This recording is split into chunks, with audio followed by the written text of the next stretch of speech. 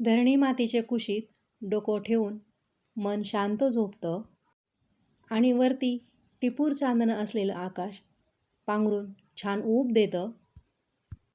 ह्या काही कवितेच्या ओळी नाही आहे, तर मी स्वतः अनुभवलेला अनुभव आहे.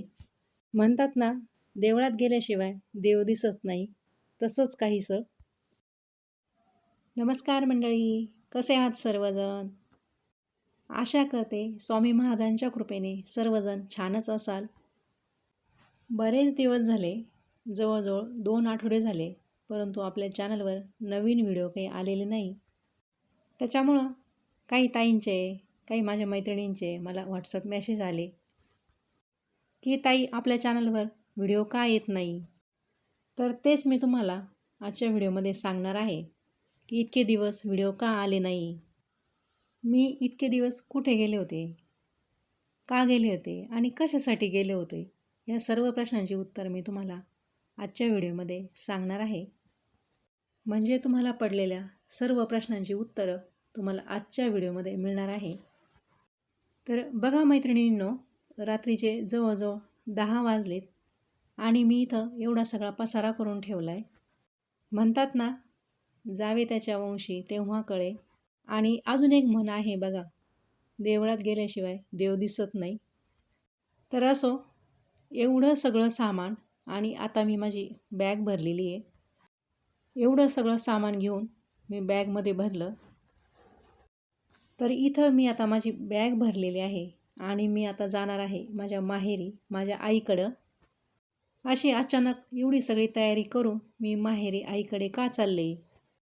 तर बघा मंडळी, मला तुम्हाला सांगताना खूप खूप खूप जास्त आनंद होतो आहे आणि तो माझ्या चेहऱ्यावर इथं दिसतो आहे. सुरुवातीला व्हिडिओमध्ये तो दिसतोय तुम्हाला.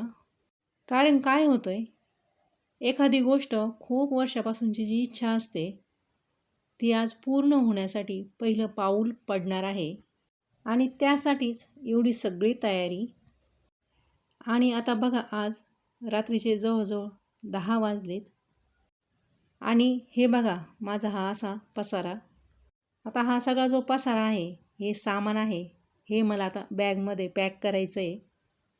दिवसभराच्या कामाचा थकवा, पण त्यातच आईला भेटायचं आहे, ही ओढ. आईची आणि माझी भेट माझ्यासाठी एक सुखद आनंद आणि अनुभव असणार आहे.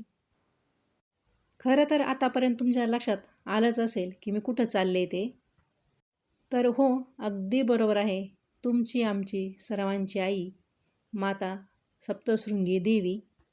माता सप्तशृंगी देवीच्या पायदिंडी सोहळ्यात मी जाणार आहे उद्या. उद्या आपल्या घरी सप्तशृंगी मातेची पायदिंडी येणार आहे. प्रत्यक्ष मायमाऊली आपल्या घरी येणार आहे आणि याच सुंदर आणि भव्य सोहळ्यात मी सुद्धा सहभागी असणार आहे. अर्थातच हे माझे अहोभाग्य. पायदिंडी सोहळा, या सोहळ्यात उतरल्याशिवाय हा सोहळा कळत नाही, हा सोहळा समजत नाही, असं तरी मला वाटतं. हे माझं वैयक्तिक मत आहे बरं का. आणि उद्या हा सोहळा भक्तीचा, क्षण आनंदाचा आपल्या अंगणी रंगणार आहे आणि त्याचे काही फोटो, व्हिडिओ मी तुम्हाला आपल्या यूट्यूब चॅनलच्या माध्यमातून दाखवायचा प्रयत्न करेन. तशी तर उद्या माझ्या मागं घाई गडबड असणारच आहे, पण जसं जमेल तसं फोटो काढून तुम्हाला हा सोहळा बघता यावा यासाठी मी हा छोटासा प्रयत्न करेन. माझा हा छोटासा प्रयत्न असेल. आता इथं मी एवढी सगळी तयारी केली, भरपूर साड्या घेतल्या, कारण 9 दिवसांचा हा प्रवास असणार आहे. ज्या ज्या गोष्टी गरजेच्या असतात त्या इथं मी घेतल्या आणि ह्या 2 गोण्या घेतल्या. एका गोणीत बॅग टाकून मग त्या गोणीवर माझं नाव टाकायचं आणि दुसऱ्या गोणीत अंथरूण पांघरून, म्हणजे ब्लँकेट, सतरंजी, चादर. अजून थंडीसुद्धा बऱ्यापैकी आहे आणि काही ठिकाणी झोपण्याची व्यवस्था ही मंदिरामध्ये असते, हॉलमध्ये असते, तर कधीकधी मोकळ्या पटांगणामध्ये धरणी मातेच्या कुशीत डोकं ठेवून मन शांत झोपतं आणि टिपूर चांदणं असलेलं पांघरून आकाश हे छान ऊब देतं. ह्या काही कोणत्या कवीने लिहिलेल्या कवितेच्या ओळी नाही आहे, तर मी अनुभवलेला हा सुंदर असा अनुभव आहे. त्यासाठीच तर म्हणतात ना, देवळात गेल्याशिवाय देव दिसत नाही. तर चला, तुम्हाला पडलेल्या सर्व प्रश्नांची उत्तरं आजच्या या व्हिडिओच्या मार्फत तुम्हाला मिळाली असतील अशी आशा करते. तर चला भेटूया पुन्हा एका नवीन व्हिडिओमध्ये.